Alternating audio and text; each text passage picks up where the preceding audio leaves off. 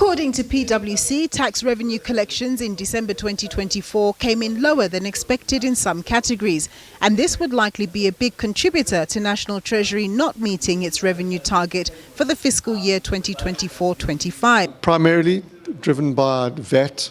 VAT is going to come in less than what has been forecast, by about 10 billion rand. But corporate tax is also disappointing to the downside. We've seen the resources companies under pressure. December is a big month, particularly for resources companies, and the collections from them, revenues from them, were particularly poor. So it's not looking great, but it's also not looking horrible. In spite of the anticipated revenue shortfall, Mandy doesn't expect Treasury to keenly raise taxes this year, especially on the major categories like personal income tax, corporate income tax and value-added tax. But he does expect tax increases on so-called sin taxes and even an inflation-related increment in the fuel levy, which National Treasury has avoided raising over the last few years on account of the higher cost of living. With limitations on the extent to which Treasury can raise taxes, economists say that the government will need to be strict in terms of its spending programs and avoid wastage. But a few emerging spending pressures might make it that much more difficult for the government to better balance its books. The first area, of course, that we know is likely to change is our spending on defense. That's an area that we've been cutting over a period of time. In the budget last year, in terms of defense and security, that was seen to only will be growing by 1%. Now we know that politicians are calling for much higher increases, given the situation that we've seen in the DRC with Rwanda and the cops and South African soldiers that have been killed. So we probably see there seeing some push to increase spending.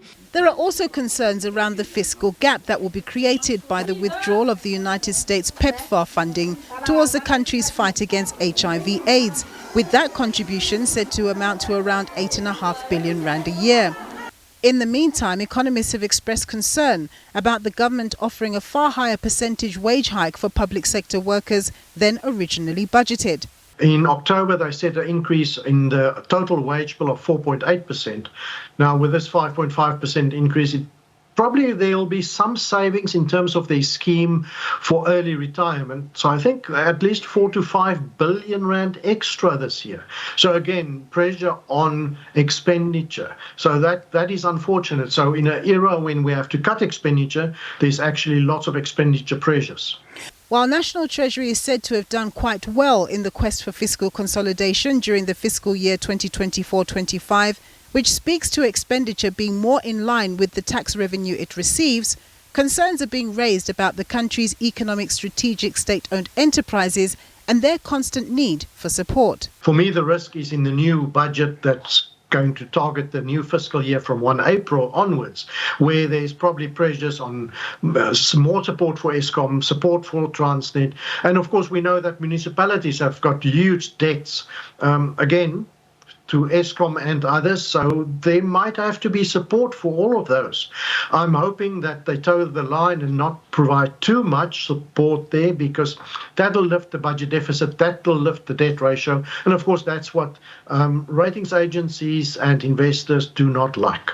Posing an even bigger potential threat to economic growth and the fiscal coffers are the ramifications of a global trade war, which appears to be in the works on account of the trade policies of the Trump administration. If you are seeing, obviously, trade wars, which tend to depress production, that tend to depress trade itself, then, of course, we should see some expectation that commodity prices should be less, or at least we should see less demand for commodities, which are inputs into trade, because, obviously, these trade wars mean that we are not trading as much as we should, and that will have the impact that it will have on commodity prices and certainly on commodity sales and exports for South Africa. So that's one area or pathway that concerns us the most. PwC says that given some of the expected and unexpected expenditure pressures on the government, spending cuts are therefore very likely, adding that it would be prudent for the government to cut from underperforming programs, especially where previous allocations have not been used fully or effectively, to fund more pressing issues. Nampumelo Siziba, SABC News, Johannesburg.